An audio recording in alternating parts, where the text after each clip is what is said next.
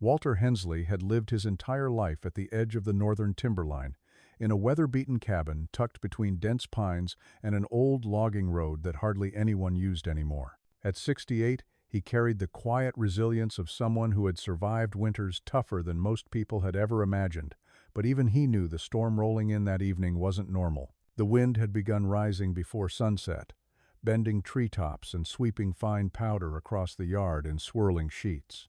By the time darkness settled, the forecasted snowfall doubled, then tripled, and emergency advisories crackled through the radio warning residents to hunker down until morning. Walter listened, sighed, and added another log to the fire, expecting to ride the night out in silence. But then the phone rang. It was rare for anyone to call that late. His daughter usually texted, and his neighbors 2 miles down the road would sooner brave the storm on foot than call after 9. The sound cut through the living room, sharp and urgent, and when Walter answered, a strained male voice came through the static. It was his estranged son, Mark. They hadn't spoken properly in nearly 3 years, not since the argument that split the family down the middle. Yet now, the man sounded frightened, slurring his words, breathing too fast. Through the distortion of wind and distance, Walter heard phrases like, "Can't find her," "Someone's after me," and "Don't tell anyone." Then the call dropped.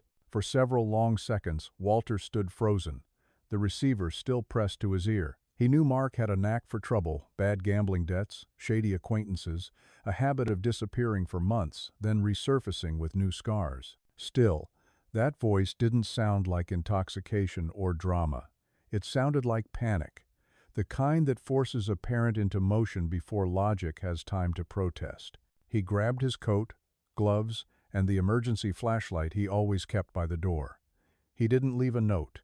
He didn't grab food. Whatever he believed was happening, he thought he'd be back quickly. The snow slammed into him the moment he stepped outside, stinging his cheeks like handfuls of crushed ice. His truck was already frosting over, but it turned over on the first try, the engine rumbling in the cold. He reversed down the narrow drive, the headlights cutting only a few feet into the storm, and eased onto the unplowed logging road. Later, investigators would piece together his final confirmed moments through vehicle tracks and the brief ping from his phone as it connected to a distant cell tower. They would estimate he left the cabin around 9:23 p.m. The storm's whiteout conditions began tightening around 9:30. By 9:45, visibility had dropped to almost nothing. At some point between those moments, Walter stopped being reachable. The first person to spot his abandoned truck was a snowplow driver named Donovan Pike, who had been sent up the road around midnight after dispatch received concerns that a fallen branch was blocking access to a transmission tower. Donovan never found the branch, but he did find a running vehicle in a place no one should have been driving during that kind of storm. The engine hummed weakly, exhaust rattling as snow packed around the tailpipe. The driver's door hung wide open, its hinges stiffening with frost. The interior lights glowed dimly, illuminating an empty seat dusted with windblown snowflakes. He called it in immediately. Within an hour, deputies struggled their way through the storm, their trucks fishtailing on ice, their flashlights slicing into the white void with little success. They searched the immediate area around the truck first, shouting Walter's name into the storm, but the wind carried their voices away. Footprints, what few remained, were already warped. Half-erased pathways leading into the trees.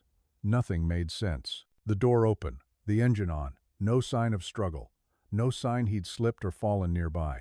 It looked less like someone stepping out temporarily, and more like someone had been pulled into the storm by an unseen hand. They expanded the search perimeter, but every step felt futile.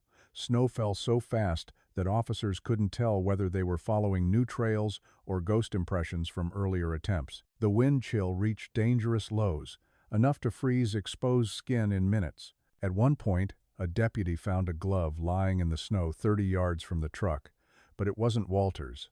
It belonged to one of the search volunteers. Nobody said it aloud, but several knew the truth that creeps into every winter rescue. If Walter was out there, the cold would claim him long before they could. Walter's family arrived before sunrise. His daughter, Elise, drove through the storm with her husband, even though authorities told her to stay home until conditions improved. She stood at the edge of the scene, wrapped in a blanket, shaking uncontrollably, as she stared at the open truck door. She kept insisting that something must have scared him enough to leave the truck, that he never would have walked willingly into a storm like that unless someone he loved was in trouble. She told deputies about the phone call, describing the panic she heard in her father's voice when he told her he'd received an emergency call from her brother. But when they checked the phone logs, the record of the call was gone. No trace, no timestamp, no number. That detail would haunt the next 11 years. In those first hours, investigators clung to theories like lifelines. Maybe Walter had suffered a medical episode: confusion, stroke, sudden disorientation. Maybe he wandered into the woods without realizing the danger. Maybe he went looking for help. But none of those explanations fully aligned with the open door, the running engine, or the urgency he felt after that mysterious phone call. By late morning, the storm finally eased. The landscape had transformed into a blank, shapeless expanse. Snowdrifts rose shoulder-high. Every sign of Walter's direction had been wiped away.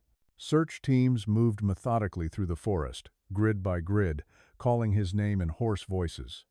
Scent dogs tried to work, but the cold stung their paws and the wind confused their trails. A helicopter attempted to fly over but was forced back by unpredictable gusts. Family members huddled in disbelief. Elise blamed herself for not insisting her father stay inside. Walter's sister questioned whether Mark had ever truly called, or if Walter had imagined it under stress. Mark himself was missing. No one had heard from him in weeks, and that absence fractured the family even more.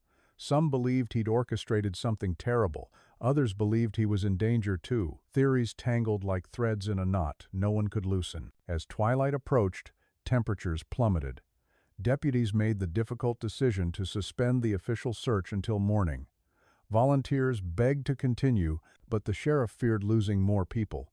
Lights from trucks formed dim halos in the drifting snow as everyone retreated to base camp. The cabin, once warm and humming with the fire Walter left behind, now sat in the dark, its windows frosted over, the last place he had been safe. That night, the wind howled against the cabin walls as if replaying the storm Walter walked into. Family members slept in fitful bursts on couches and spare beds, waking to every creak and settling noise as if Walter might knock on the door at any moment. Deputies monitored radio chatter, hoping for a sighting or new lead.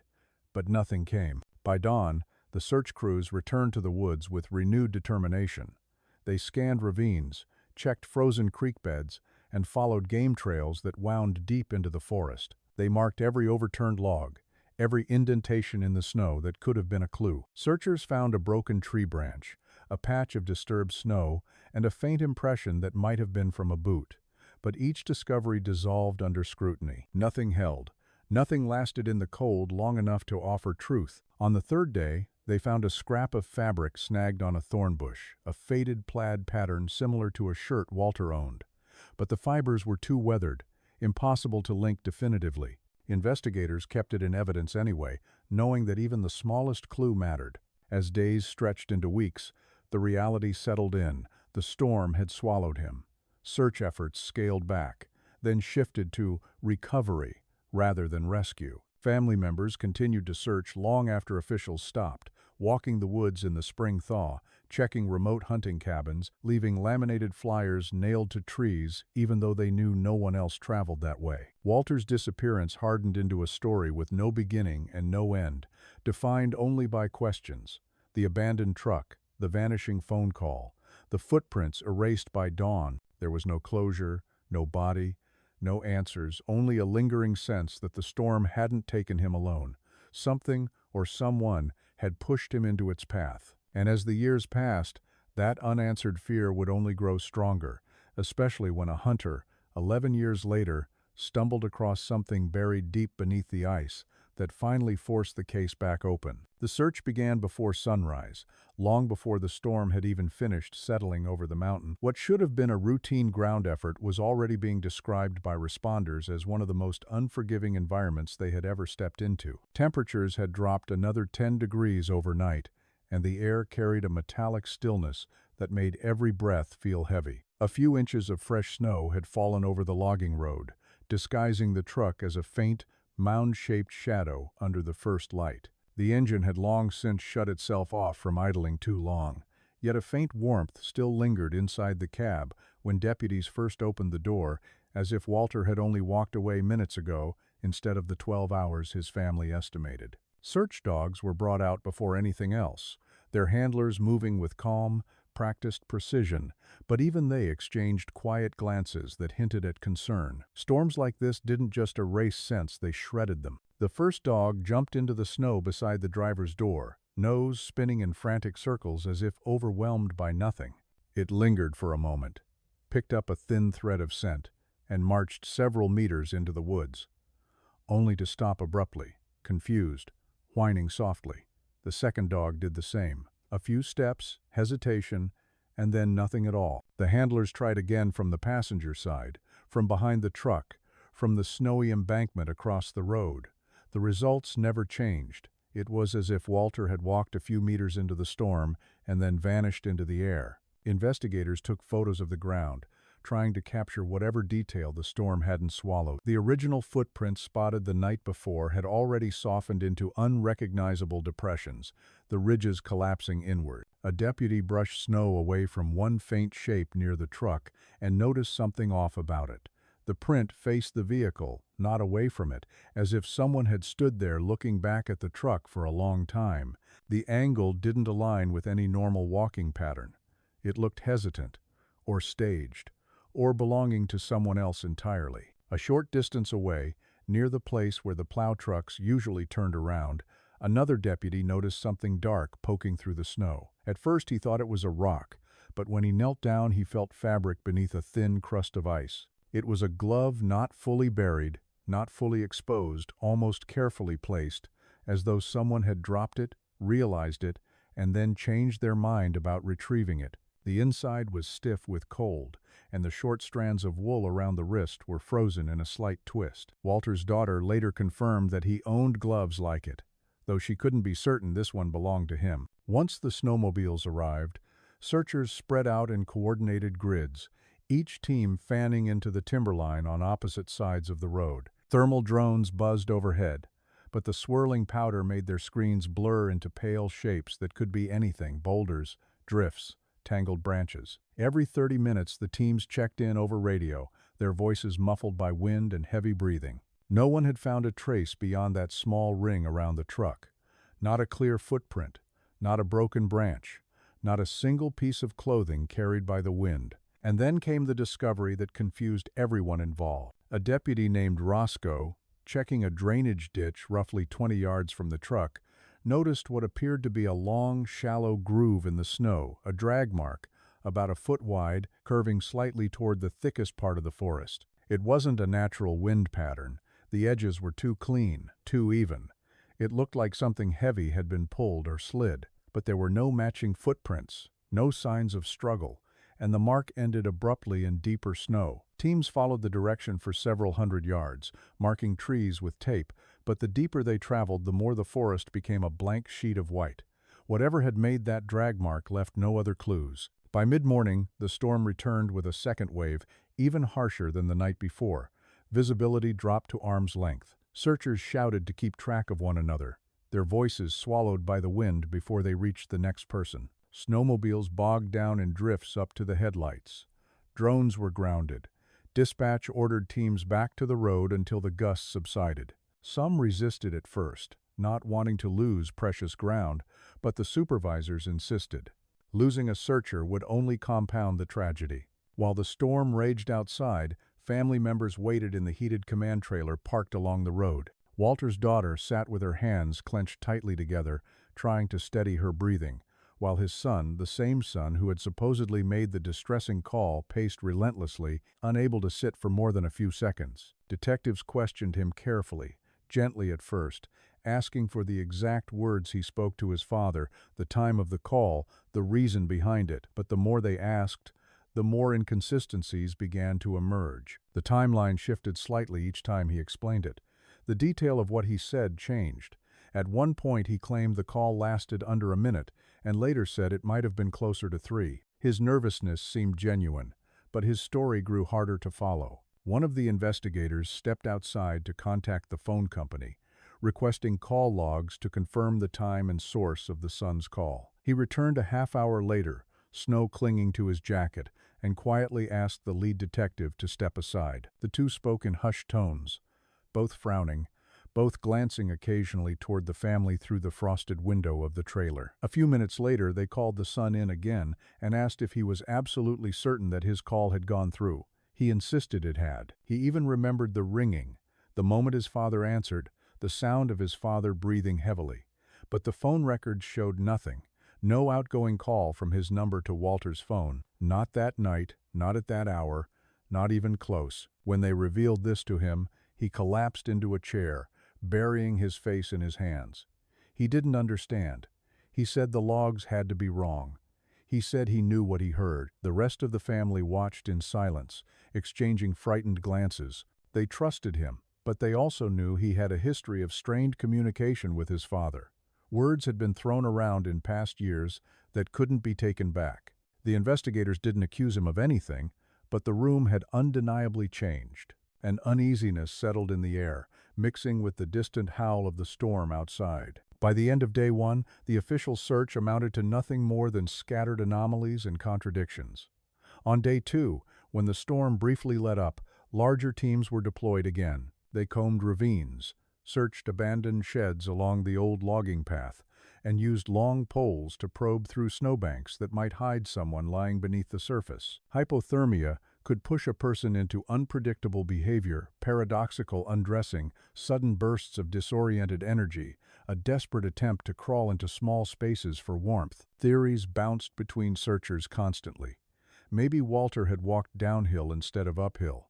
Maybe he followed an animal trail unknowingly. Maybe he hunkered beneath a fallen tree and was now buried under 3 feet of compact snow. But each hour that passed made the questions heavier, the answers thinner. Helicopters attempted a flyover, but reported snow so thick that nothing on the ground could be distinguished from anything else. Search dogs, exhausted and shivering, had to be cycled out. Volunteers began arriving from nearby towns, but supervisors were forced to turn many away for safety reasons. The mountains were simply too unstable, too unpredictable, too merciless. Late in the afternoon of day two, the wind returned again with ruthless force. Temperatures plunged so rapidly that icicles formed along the edges of backpacks. The command team made the difficult decision to suspend the search until daylight. They informed the family gently, trying to soften the blow, but grief mixed with fear in a way that made the room feel unbearably small. Walter's daughter pleaded for them to continue through the night, insisting her father would never walk far, never leave willingly, never disappear without reason. Her voice cracked when she asked if he could have been taken if someone familiar with the forest might have seen him leave the cabin and followed him into the storm. None of the officers responded directly. They couldn't. By the third day, everyone involved could feel hope slipping, not disappearing, but thinning like breath on cold air. The storm had not only erased the trail, it had rewritten the entire landscape. Drifts now swallowed the sides of the road. Snow weighed heavily on branches, cracking them with sharp snaps that echoed like distant gunfire. The drag mark was gone, the glove was frozen deeper into the ice, the boot print had collapsed entirely. It was as if the mountain wanted the search to fail. That afternoon, a press briefing was held at the bottom of the access road. Reporters asked pointed questions about the call logs, about the conflicting clues, about whether foul play was suspected. Authorities answered cautiously, emphasizing that there was no definitive evidence of anything, yet neither survival nor death, neither accident nor criminal act. But people in the town began whispering anyway. Some believed Walter had simply wandered off in a confused state, overwhelmed by the storm, his senses swallowed by white wind. Others felt the timing of the phone call, the abandoned truck, and the bizarre clues pointed toward something intentional, someone guiding him away, someone who knew these woods better than he ever could. When the official search was scaled back at sunset on day 3, the family stood silently beside the road as the last snowmobile returned. They watched as the searchers packed their equipment, their faces drained, their expressions tight. No one wanted to say the words that hovered unspoken between them, but everyone felt the same cold truth forming. Whatever happened to Walter, whatever direction he had taken into that vast, silent forest, the mountain had no intention of giving him back. And as the family prepared to leave, the son stayed behind a moment longer, staring into the timberline where the drag mark had once been visible. He said nothing, but his breathing quickened, and his hands curled into fists. Something about that missing phone call gnawed at him, something he couldn't explain or wouldn't. What none of them realized yet was that pieces of this story were still buried beneath the ice, waiting 11 long years before the first one resurfaced. For years after Walter's disappearance, the story refused to settle into silence. It lingered in the town like something half buried under frost, always threatening to resurface whenever winter rolled back in. At first, people spoke about him softly, the way they do about someone whose fate remains uncertain. But as months turned into years, the theories began to drift in from the woods, and each one carried just enough detail to make someone, somewhere, wonder if Walter had survived far longer than anyone believed. A hunter swore he saw an older man moving between the pines weeks after the storm, stumbling but alive, as if trying to reach a road that was no longer there. The hunter couldn't describe the face clearly, just the posture, the gait, and the way the figure held one arm to his chest as though injured. For a brief moment, the family let themselves believe that Walter had somehow made it deeper into the forest instead of dying near the road. But when search teams returned in the spring and found nothing, no clothing scraps, no burned remnants of a fire, no bones, the rumor faded back into the long list of possibilities that had no anchor in evidence. The next tip came from a trapper who had spent most of his life working the far northern ridges, where the county lines blurred and cell signals disappeared. He claimed he found a makeshift shelter wedged between two fallen trees, built from snapped branches and old birch bark. To him it looked fresh, like someone assembled it in a hurry before moving on. The sheriff's office asked for coordinates, but the trapper couldn't provide anything precise. He simply shrugged and said he knew the land by feel, not by numbers, and that the location might already be gone after the last snowfall. When deputies hiked out to search anyway, they found only the remnants of windstorms and animal tracks. No human prints, no shelter, just the endless sameness of woods that swallowed everything without distinction. Rumors hardened into local folklore after that. Children whispered stories at school about the old man who walked the forests at night, looking for his truck. Older residents argued that Walter had run off voluntarily, overwhelmed by the distance growing inside his family. Some said he was hiding from debt.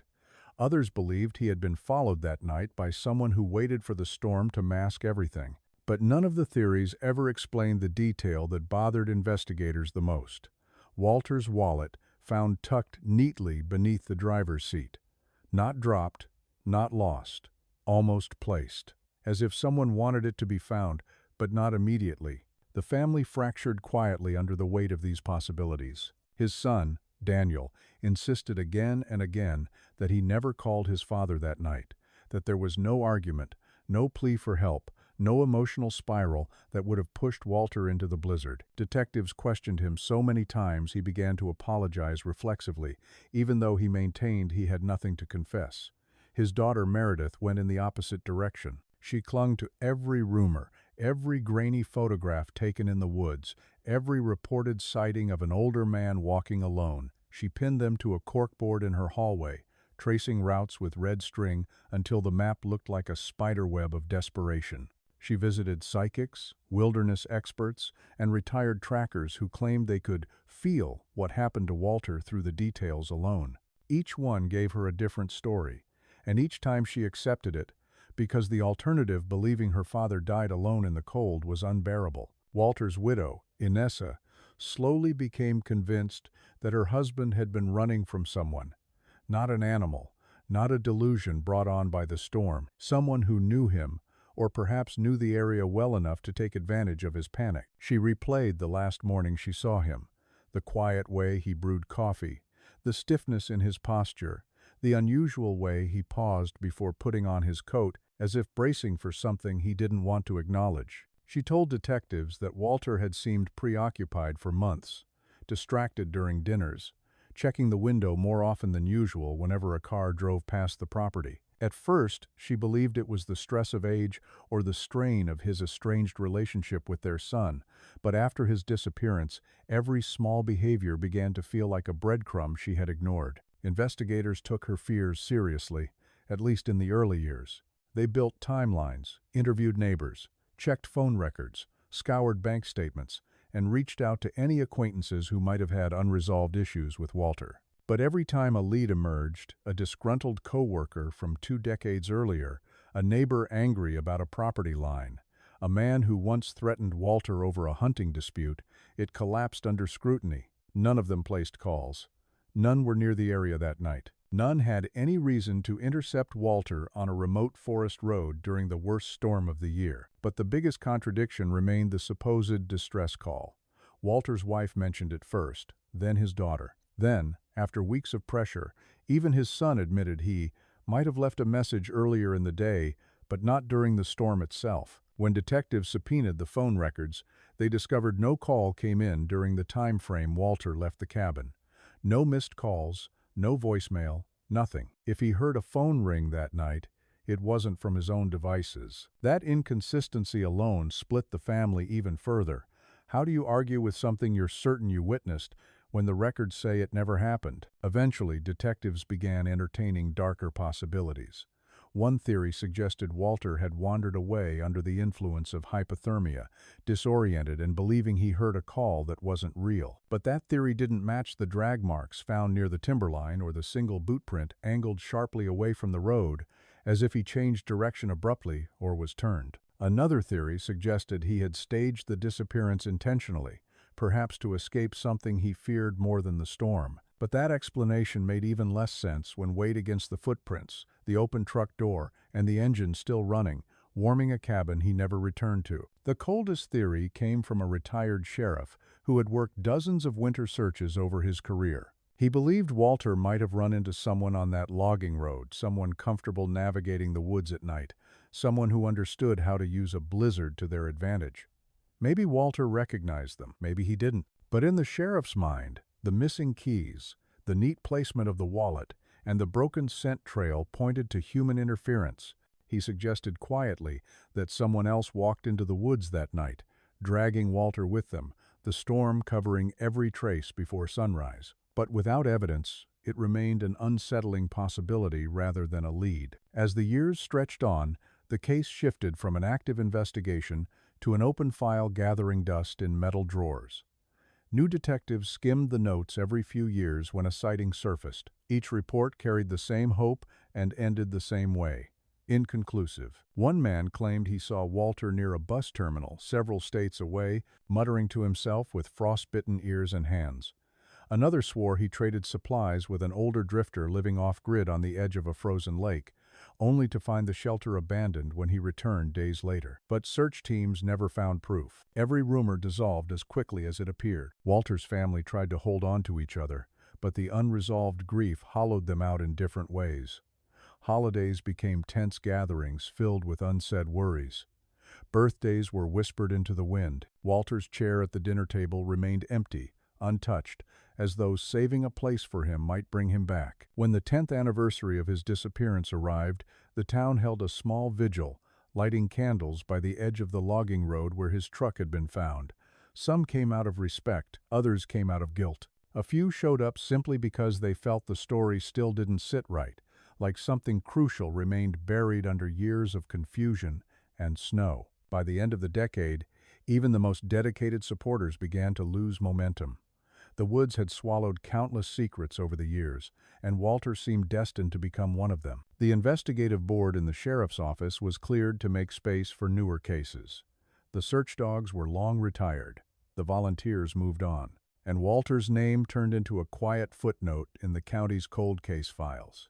But the odd pieces of evidence, the misplaced wallet, the reversed boot print, the missing call, the drag mark pointing toward the timber, never truly faded. They lingered like faint echoes of a moment frozen in time, a moment no one could fully explain. And just when it seemed like the mystery might stay buried forever, a discovery 11 years later would rip everything back open, exposing a truth that had waited beneath the ice for over a decade. By the 11th winter, Walter's story had settled into something the town no longer spoke about openly. It lived quietly beneath conversations, the way old tragedies do, stirring only when the air turned sharp and the smell of pine mixed with frost. Most people assumed the forest had taken him and refused to give anything back. The anniversary came and went with a few candles placed discreetly along the logging road. Even his family, worn down by years of unanswered questions, had begun the painful process of letting the mystery fade. But nature has its own timelines, and sometimes it keeps secrets long after humans stop looking. That year, spring arrived late. The snowpack clung to the ravines long after the trails had thawed, creating pockets of dense ice that held onto the cold, as if reluctant to let it go. And deep in one of those isolated cuts of land, a place so remote even the most experienced hunters rarely wandered into, something long buried began to shift as the ice loosened its grip. A local woodsman named Grant Mallory had gone out for a late-season deer hunt, something he did almost ritualistically before storing his gear for the year. He moved through the forest with the steady confidence of someone who had lived his entire life listening to the land. The ravine he entered was steep, narrow, and cluttered with old fallen trees. It wasn't a place people chose to explore unless they had a reason. Grant liked the challenge of it. The wind funneled through sharply, carrying cold air even as the rest of the forest warmed. It was that unexpected chill that drew his attention to a patch of ice clinging stubbornly to the rock face. Meltwater dripped in slow, rhythmic taps, carving thin channels through the surface. And somewhere behind that transparent layer, a dull, metallic shape glinted under the hazy light. At first, he dismissed it as part of an old snowmobile or a rusted tool someone abandoned decades earlier. The woods were filled with remnants like that, leftovers from logging operations that had come and gone. But something about the shape nagged at him. It was too straight, too deliberate. He stepped closer, brushed away a crust of frost, and felt a cold jolt of recognition. He chipped at the ice with the edge of his knife, careful not to damage the object, and slowly a long, weathered barrel emerged. Then a wooden stock, then a sighting notch worn smooth from years of handling. When enough ice had fallen away, he stepped back, heart pounding with a mix of disbelief and dread. He knew exactly what he was looking at. It was an old hunting rifle, and not just any rifle, it matched the exact heirloom. Walter Hensley was known for carrying on nearly every outing, the same one investigators had never recovered. Grant didn't wait to investigate further. He backed out of the ravine until he had enough signal to call the sheriff's office. By the time deputies arrived, the sun had shifted, warming the ice just enough to speed up the melt. The rifle sat half embedded in a wall of clear, compacted frost, as though the ice had decided to reveal its secret inch by inch. Deputies marked off the area, documented the position, and began carefully removing ice with chisels and soft brushes. With each layer removed, the story deepened. Just a few inches from the rifle, a strip of fabric appeared dark, heavy, and lined with insulation. It took several minutes before anyone was willing to say it aloud, but the consensus hung in the air regardless. It matched the type of winter jacket Walter was wearing the night he disappeared. The discovery pulled the deputies into a methodical rhythm. Snowmelt pooled around their boots as they worked, sending thin streams of water trickling down the ravine. The ice contained more than just fabric. A cracked watch face lay suspended as if frozen in the middle of telling a time no one could remember. Its hands were stopped permanently, warped by pressure, glass fractured into a spiderweb of lines that distorted the numbers beyond recognition. One deputy knelt beside it, staring at the way the ice curved around the object, sealing it in like a moment, preserved against the erosion of years.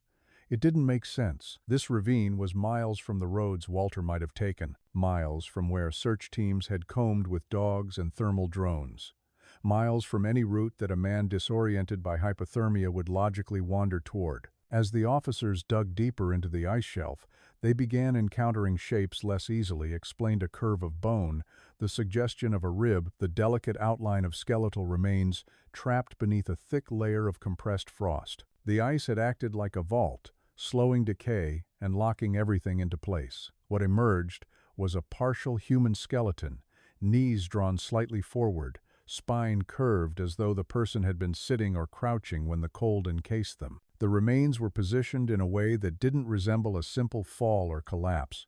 It looked almost deliberate, like someone had pushed into the ravine or been unable to climb out after sliding in. One deputy noted the angle of the bones, how they pressed toward the depths of the ravine rather than away from it, as if the person had been moving downhill in their final moments. The forensic team was called in, and within hours the quiet ravine had transformed into an impromptu investigation site. Evidence markers dotted the ground where the ice had released fragments. Bits of fabric, a rust-colored stain trapped within a sheet of melting frost.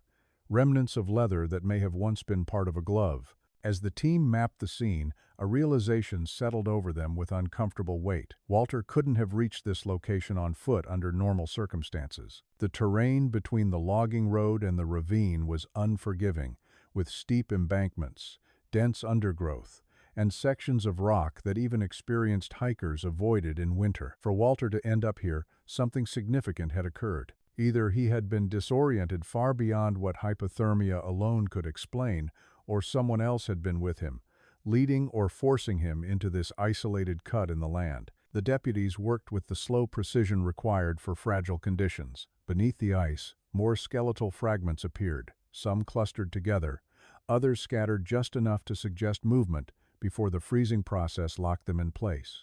One detail struck investigators immediately: the positioning of the rifle. It sat embedded horizontally in the wall, barrel angled slightly upward, as if it had been dropped or ripped from someone's grip before the ice swallowed it. Snowstorms could move objects, but not like this, not with such intentional placement. And if Walter had fallen into the ravine, the rifle should have been found near him, not wedged into a separate section of ice several feet above the remains. By late afternoon, the team had uncovered enough to confirm what everyone already suspected, though no one wanted to say it outright until the coroner arrived.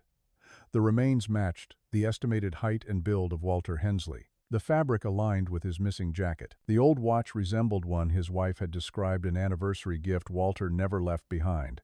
With each discovery, the air in the ravine thickened with something like grief, mixing with a colder sense of unease. This wasn't the peaceful, tragic end people had told themselves might have happened quietly in the snow. This location, this arrangement, this isolation, none of it fit the simple narrative of a wanderer lost in a storm. One deputy retraced possible routes Walter might have taken to reach this place. All of them seemed impossible for a man pushing 70, especially in a blizzard with near-zero visibility. The ravine lay far beyond any area search teams had initially focused on. In fact, during the first days of the search, helicopters had flown over this region multiple times, but reported nothing unusual.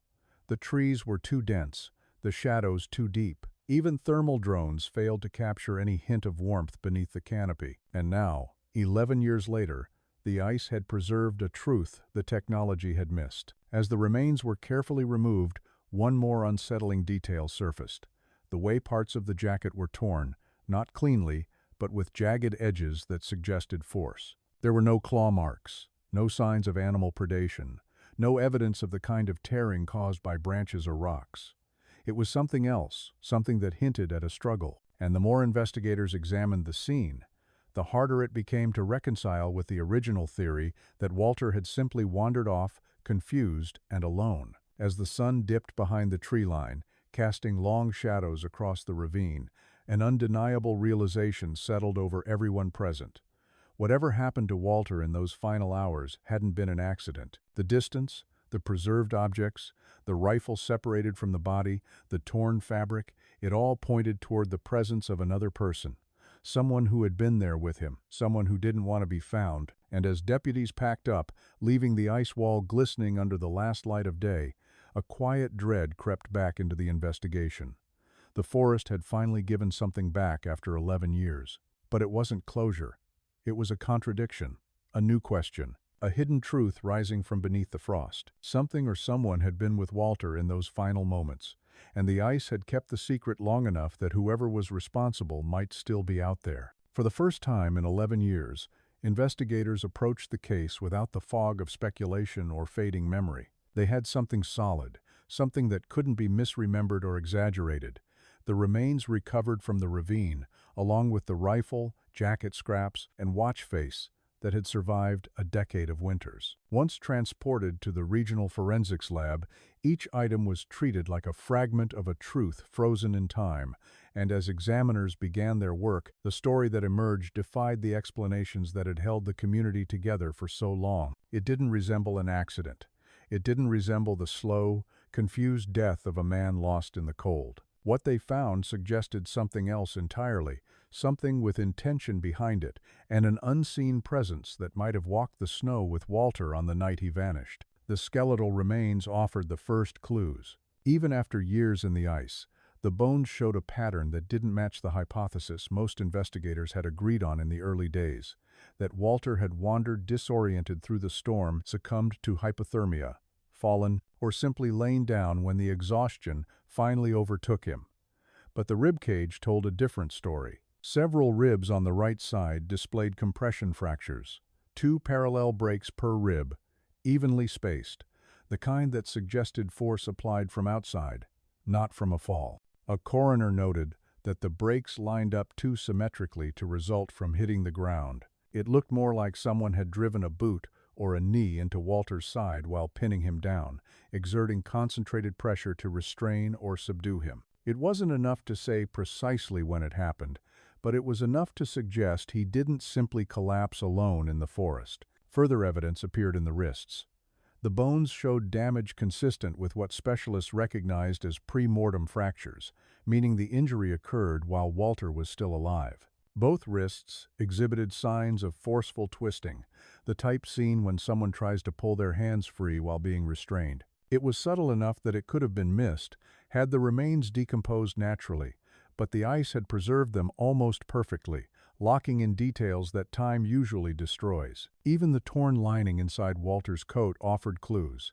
Embedded in the inner fabric were tiny fibers, different in color and texture from his clothing. The lab confirmed they belonged to a second individual, someone whose presence had gone undetected during the original investigation. To the new detectives assigned to re-examine the case, each piece fit like part of a puzzle that investigators a decade earlier had never realized they were looking at. They returned to the original search reports, the early interviews, the statements from family members, neighbors, hunters, and anyone who might have seen or spoken to Walter before the storm hit. Within those records, they found details that had been dismissed or misunderstood at the time. One was the drag mark near Walter's truck, a long, shallow trail in the snow that stopped abruptly where the storm had erased everything else. It had been attributed to a blown branch or shifting snow, but a specialist brought in during the new review had a different interpretation. The mark was uneven, in a way that suggested weight being pulled by someone walking backward. The faint edges and the slight angle hinted at an object or a person dragged by someone who knew they had only a limited window before the storm would cover their tracks. This detail suddenly aligned with the wrist fractures, the rib compressions, and the foreign fibers.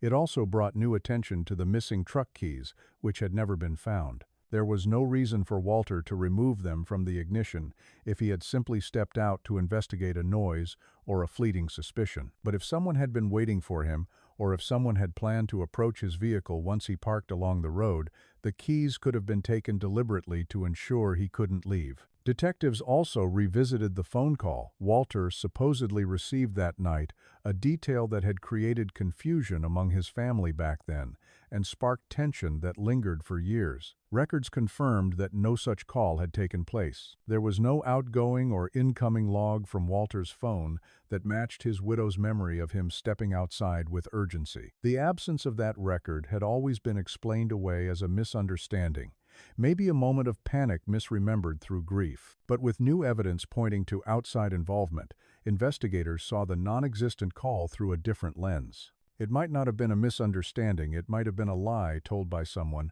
or a detail inserted to mask what really drew Walter out of the house that night. With the physical evidence pointing toward human involvement, detectives began looking again at anyone who could have had a reason to confront Walter. They searched old reports for conflicts, arguments, property disputes, and strained relationships. What emerged was a name mentioned only briefly in the early investigation. A former neighbor, a man known to law enforcement for several violent outbursts in the years before Walter disappeared. At the time, his name wasn't considered significant because he had moved away days after the blizzard. The story was that he relocated to another state to live with relatives, but no one verified it, and back then the town was more trusting, more willing to accept someone's word. This neighbor had a history of confrontations with those who lived near him. Several police notes described arguments that escalated to the point where officers were called to calm things down. One report documented an incident where he threatened a man with a shovel during a disagreement about property boundaries. Another described windows shattered during yet another dispute. When detectives began contacting people who had known him, they uncovered a pattern.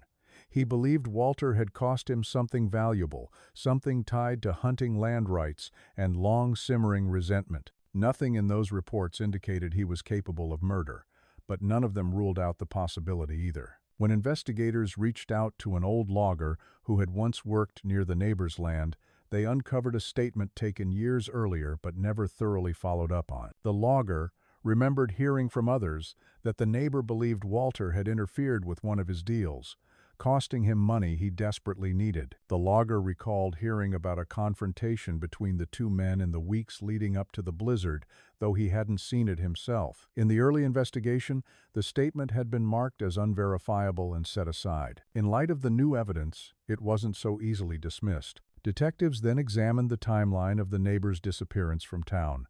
According to the old notes, he left abruptly, telling a few acquaintances that the storm had shaken him and he wanted a fresh start. But the dates didn't fully line up. He disappeared from his home less than 48 hours after Walter was reported missing, and two people told officers they hadn't seen him since the day before the storm hit. His truck, which he normally parked in front of his cabin, was gone the same night Walter vanished. The original investigators had no reason to connect the two events back then, but the new team saw the overlap differently.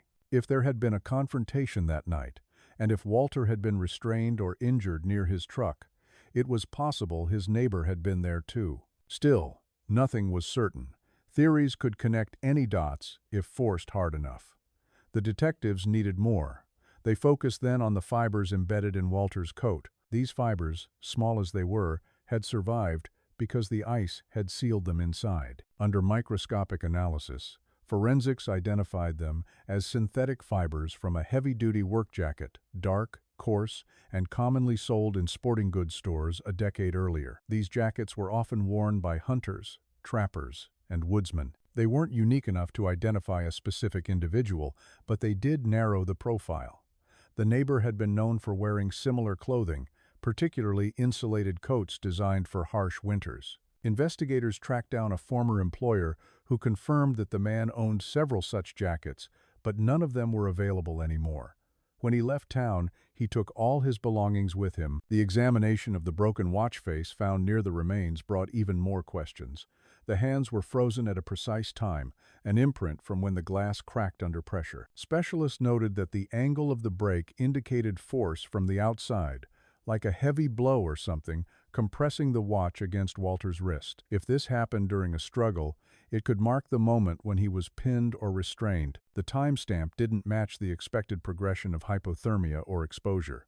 In fact, it suggested Walter had been conscious long after he was believed to have disappeared into the storm. The storm's peak occurred hours before the time locked into the watch face. If the watch was accurate at the moment of impact, it meant Walter hadn't wandered blindly into the forest as the winds picked up. He may have been with someone. He may have been taken there. The ravine itself, the place where his remains were found, added another unsettling element. It was far from the areas search teams had focused on, in a direction no one believed Walter would have gone alone. The terrain was difficult even in clear weather. There were no trails, no hunting blinds, no reason for him to be miles into the woods during a whiteout. Yet that's where he ended up, sealed beneath layers of ice that protected his final moments from the world until the thaw exposed what was left. For investigators, this contradicted nearly every early theory. It suggested transportation, intentional placement, or a series of events that took Walter deeper into the wilderness than he ever would have gone willingly. As the pieces came together, a darker explanation began to form, one that didn't rely on coincidence or the unpredictable behavior of a man suffering from hypothermia. Instead, it suggested a confrontation that escalated beyond control, a struggle that left marks on Walter's body, and a choice made by someone who didn't want the truth discovered, someone who used the storm to their advantage, knowing it would erase tracks, scatter scents, and bury evidence beneath drifting snow. The investigators didn't claim certainty. In cases this old, certainty was rare. But they began to see a pattern that had existed all along, a thread that ran from the drag mark by the truck to the missing keys, from the non-existent phone call to the fractures in Walter's ribs, from the feud with his neighbor to the fibers sealed in his coat.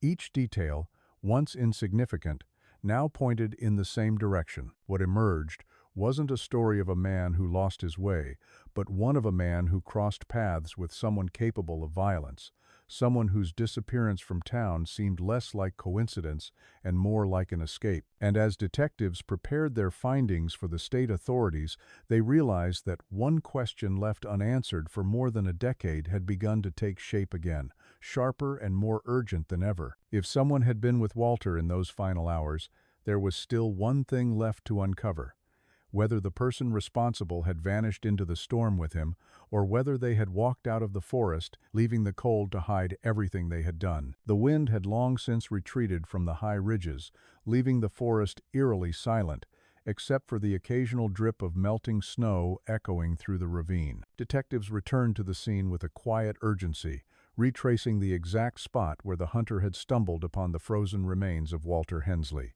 Over 11 years had passed, yet every detail of that fateful night remained embedded in the physical evidence, waiting to be uncovered. The officers and forensic specialists moved with deliberate care, mindful of the delicate ice formations that had preserved the scene for over a decade. Small flags marked subtle depressions in the snow, and careful chiseling revealed fragments of Walter's coat, his heirloom rifle, and the skeletal remains that confirmed what no one had dared to fully believe. Walter had been caught in a violent confrontation, and not merely lost to the storm. Evidence technicians photographed each item meticulously. The cracked watch face, frozen at 9:47 p.m., drew particular attention, a tangible testament to the precise moment life had been extinguished.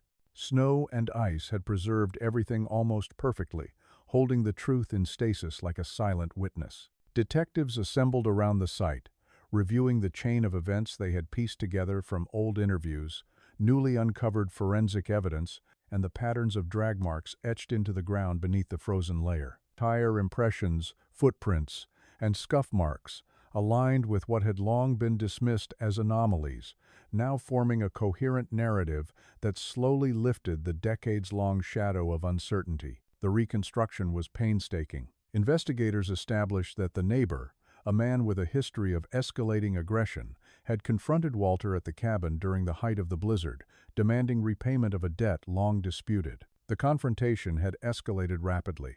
Voices had been raised, shouts carried over the howl of the wind, and a physical struggle ensued. Walter, instinctively retreating to his truck, attempted to escape the storm and the threat pressing close behind him. The neighbor, determined and unrelenting, followed in a second vehicle, cutting off his path along the narrow, winding logging road. Forensics corroborated the struggle: broken branches with traces of blood, scuff marks near the truck, and a partially frozen glove that matched Walter's own collection. Each piece, once dismissed or lost in the chaos of snow and time, now fit seamlessly into the emerging picture. The drag marks near the truck told a story that had been invisible for years. Investigators demonstrated how Walter had been pulled backward along the compacted snow, resisting but overpowered.